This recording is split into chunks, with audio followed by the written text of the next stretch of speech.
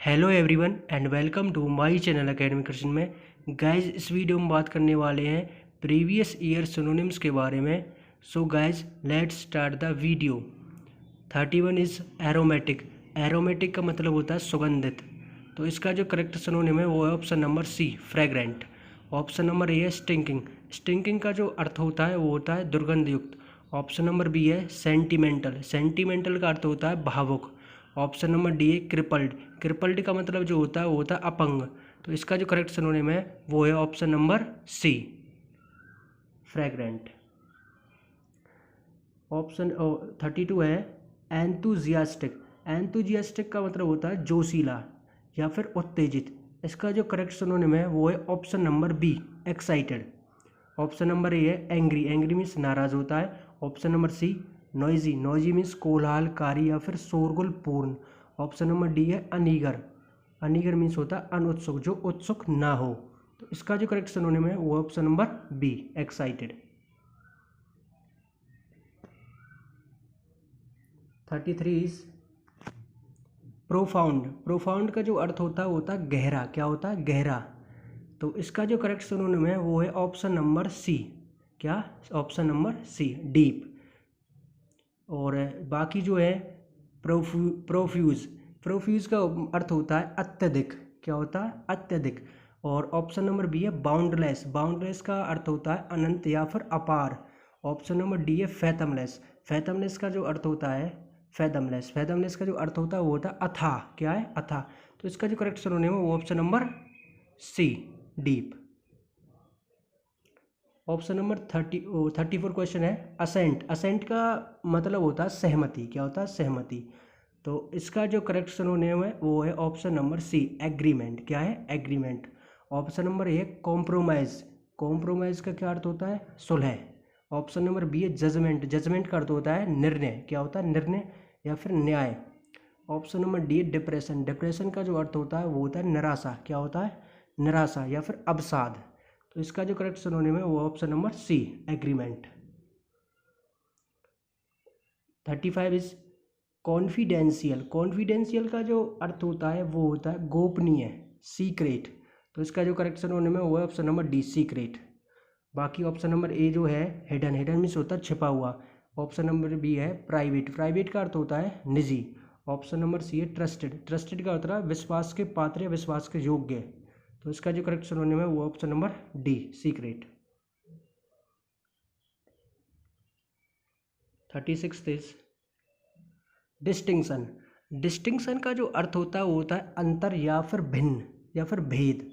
तो इसका जो करेक्ट सिनोनिम है वो है option number B difference. Supremacy. Supremacy का अर्थ होता है प्रभुत्व। ऑप्शन नंबर सी है डिफ्यूजन। डिफ्यूजन का जो अर्थ होता है फैलाव। ऑप्शन नंबर डी है डिसएग्रीमेंट। डिसएग्रीमेंट का अर्थ होता है मतभेद या फिर असहमति। तो इसका जो करेक्ट सिनोनिम हो जाएगा वो हो जाएगा option number B difference. 37 is sight. Sight का मतलब होता है, साइट का जो अर्थ होता है वो होता है एक तरह से प्रस्तुत करना। तो इसका जो करेक्ट सिनोनिम है वो है ऑप्शन नंबर डी कोट। क्या है? कोट। तो ऑप्शन नंबर ए है इलुस्ट्रेट। इलुस्ट्रेट का अर्थ होता है स्पष्ट करना या फिर प्रकट करना। इलुस्ट्रेट का जो अर्थ होता है उल्लेख करना या फिर किसी चीज़ को प्रकट करना इस तरह से। ऑप्शन नंबर बी है रिवील। रिवील का अर्थ होता है प्रकट करना। ऑप्शन नंबर सी है रिकलेक्ट। रिकलेक्ट का अर्थ होता है किसी चीज़ को दोबारा इकट्ठा करना। तो इसका जो करेक्ट सिनोनिम है वो ऑप्शन नंबर डी कोट। क्या है? कोट।